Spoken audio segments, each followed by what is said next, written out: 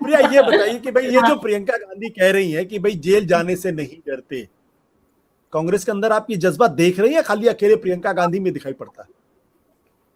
नहीं, I think ये अकेले प्रियंका गांधी में ही अभी तक दिखाई पड़ रहा है। इवन ऑपोजिशन में, जैसे कि अभी शरद ने भी कहा था और राजेश ने भी, कि अखिलेश यादव भी, उनको भी क्यों नहीं आए बाहर, कहीं कहते हैं कोई ईडी के केसेस इनके ऊपर लगे थे तो अभी टाइम लगेंगे आने इस थिंग में, इसीलिए वो अपना पूरा कार्ड्स भी नहीं खोल रहे हैं कि वो एंड मौके पे आना चाहते हैं, क्योंकि ये सरकार का है, ये ईडी का डर सबके ऊपर लगा हुआ है।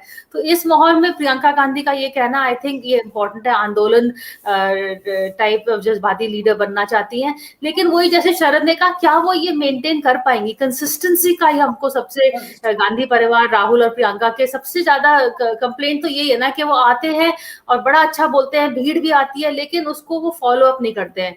अभी जो कांग्रेस के प्रवक्ता है, उन्होंने कहा था बहुत सारी भीड़ आई थी प्रियंका की रैली में। हाँ, बहुत सारी भीड़ आई थी वाराणसी में, बहुत सारी भीड़ आई थी राहुल गांधी की रैलीज में भी। मैं भी गई थी और मुझे उस समय, आई थिंक हमारे मेरे संपादक थे एमजे अकबर, 2012 में मैं राहुल गांधी को ट्रेल किया था जब उन्होंने यूपी का कैंपेन किया था, और मैं भी वापस आई थी और मैंने लिखा था कि बस राहुल गांधी की इतनी सारी भीड़ आई थी, इतने लोग थे, ये थे। तो उन्होंने मुझे कहा अब आप वापस जाओ।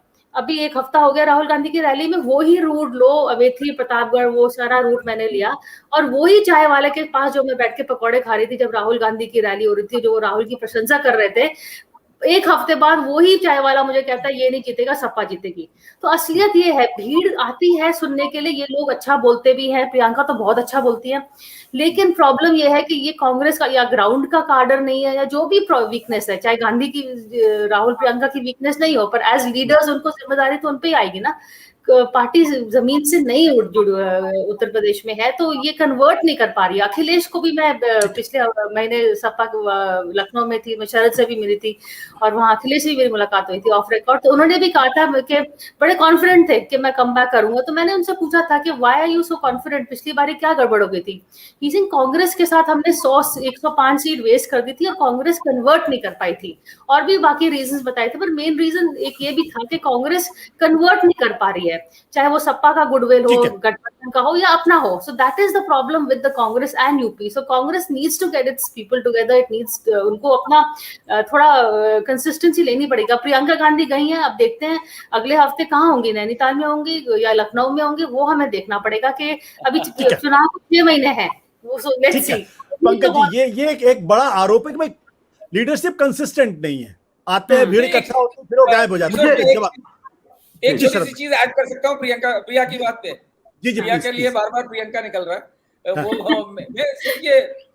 ये जो है, जो प्रिया ने जो बात कही कि सिर्फ प्रियंका गांधी में ये जो फियरलेसनेस है अगेंस्ट गोइंग टू जेल, ये एक्चुअली हकीकत ये है कि जो इन्होंने स्टेट प्रेसिडेंट बनाया Ajay Kumar Lallu, is a very low profile chap, Kushinagar से, लेकिन उस शख्स में ये चीज काफी दिनों से दिख रही है, जो हम लोग सब डिसमिस करते रहे कि यार उसको, बेचारे का नाम ही अजय कुमार लल्लू है तो इसलिए लोग उसको सब ट्रीट करते हैं उस तरीके से। लेकिन जिस तरीके से फियरलेसली उसने फाइट किया है जमीन पे, और उसके साथ उसकी टीम है, तो ऐसा नहीं है कि सिर्फ वो प्रियंका तक सीमित है।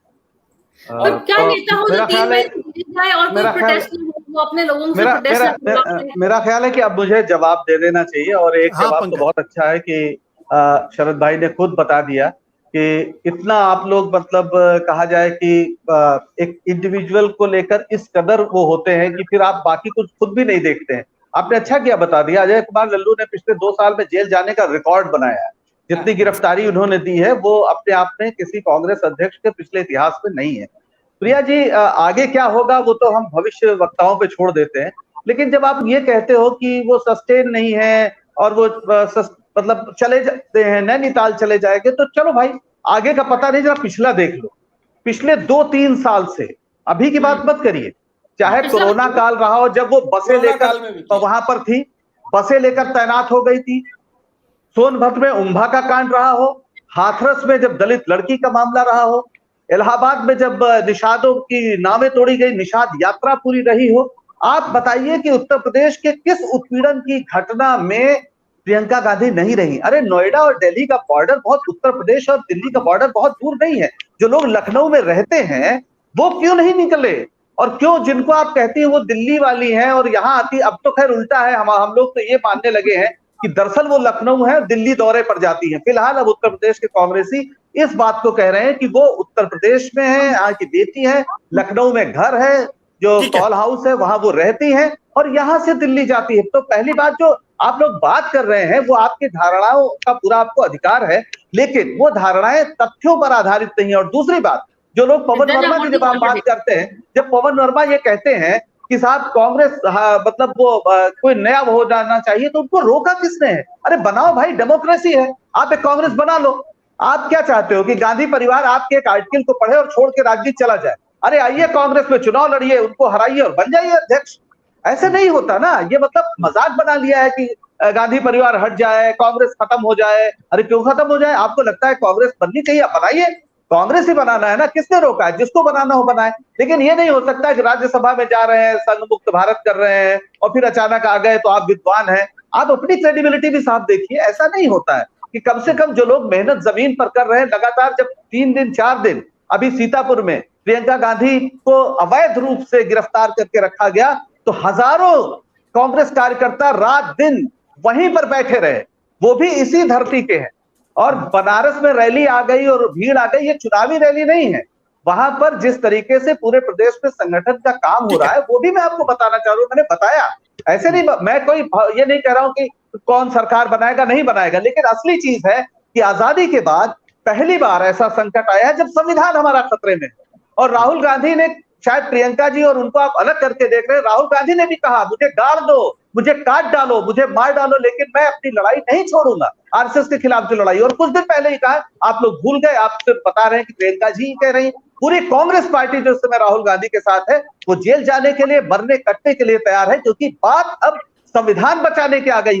वो दौर छोड़ दीजिए जब कांग्रेस केंद्र में हुआ करती थी और विपक्षी एकता और शैतान से भी लोग हाथ मिला लेते थे वगैरह वगैरह। आज कॉन्स्टिट्यूशन खतरे में है, सारे इंस्टीट्यूशंस खतरे में है। ये आजादी की दूसरी लड़ाई है, इसको शॉर्टकट्स में मत देखिए। मैं आप लोगों से अपील करता हूं, और राहुल गांधी की सबसे बड़ी खूबसूरती यह है कि उन्होंने इस दौर में एक समझौताहीन संघर्ष और रावण की नाभि में जो असली अमृत है, जो जहर है यहाँ पर, वो आरएसएस है। और इसलिए वो बीजेपी से ज्यादा आरएसएस के उसको हमला करते हैं और बताते हैं कि देश दरअसल किस खतरे में है। और ये सबसे बड़ा जो वैचारिक एक तरह से क्लियरिटी है, ये है कांग्रेस की आज की क्लियरिटी, जिसपे आप जब कहते हैं विचारधारा नहीं है, तो विचारधारा भी है, सपना भी है, संकल्प भी है और जनता पर यकीन। ठीक है पंकज जी, बहुत मजबूती के साथ आपने कांग्रेस का पक्ष रखा और मुझे लगता है जो लोग सुन रहे होंगे जरूर इस बात को समझने की कोशिश कर रहे होंगे। सत्य हिंदी का ऐप डाउनलोड करें गूगल प्ले स्टोर पर।